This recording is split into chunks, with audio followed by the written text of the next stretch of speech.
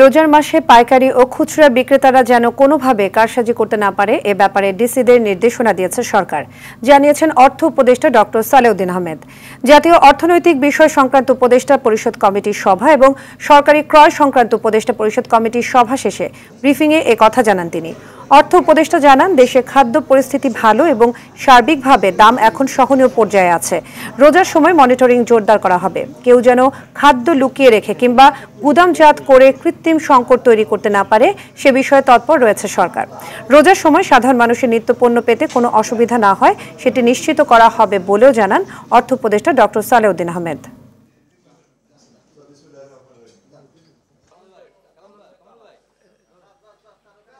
আমিও তাদেরকে বলছি লোকাল লেভেলে আপনারা মনিটর করবেন, হোলসেলারদের এবং রিটেলারদের যাতে কোনো রকম ম্যানিপুলেশন যেন না হয়।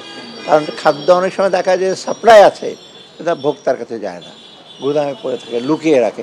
এইগুলো যেন কোনো ক্রমে আমরা ইস্যু করবো না। তো রোজার সময় আমরা এনশিওর করবো যে কারো বিষয় না। আর রোজার সময় আরেকটা দেখবেন, আমরা একটা এক্সট্রা সেল সেন্টার করেছি, আপনারা দেখেছেন না কতগুলো এক্সট্রা লোকে।